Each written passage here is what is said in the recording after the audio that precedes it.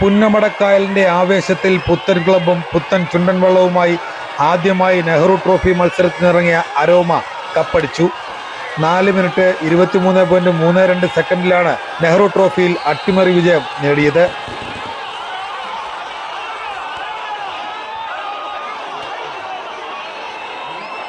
സെക്കൻഡിന്റെ 1/10 മുൻതൂക്കത്തിലാണ് aroma boat ക്ലബിലെ തുഴച്ചിൽ പോരാളികൾ കപ്പടിച്ചത്. ഹീറ്റ്സിൽ 4ാം സ്ഥാനക്കാരായാണ് aroma ചുണ്ടൻ ഫൈനലിലേക്ക് യോഗ്യത നേടിയത്.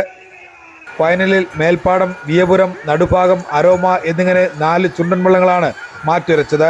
സ്റ്റാർട്ടിംഗ് വിസിൽ മുഴങ്ങിയപ്പോൾ തന്നെ ഒപ്പത്തിനൊപ്പമാണ് 4 ചുണ്ടൻ വള്ളങ്ങളും കുതിച്ചത്. ഒരു തുഴപ്പാട് മുൻപിൽ വിയപുരം കണ്ണിമ ചിമ്മി തുറക്കുന്ന വേഗത്തിൽ മുൻപിലെത്തി. വീണ്ടും നടുഭാഗം, മേൽപ്പാടം എന്നിങ്ങനെ ചുണ്ടനുകൾ മാറിയും മറിഞ്ഞും 1ാം സ്ഥാനത്ത്. എന്നാൽ അവസാന നിമിഷം അരോമ ചുണ്ടന്റെ ചുണക്കുട്ടികൾ വള്ളംകളി പ്രേമികളെ ആവേശത്തിന്റെ മുൾമുനയിലാക്കി അട്ടിമറി സൃഷ്ടിച്ച് 1ാം സ്ഥാനത്തേക്ക് കുതിച്ചു കയറി നെഹ്റുവിന്റെ കയ്യൊപ്പ് പതിഞ്ഞ ട്രോഫിയിൽ മുത്തമിടുകയായിരുന്നു.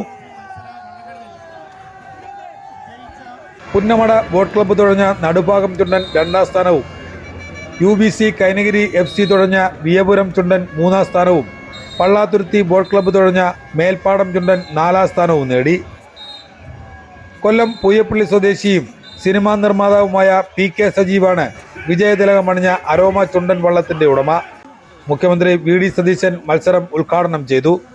മന്ത്രി M ലിജു അധ്യക്ഷത വഹിച്ചു. കർണാടക മുഖ്യമന്ത്രി DK ശിവകുമാർ മുഖ്യ അതിഥിയായി.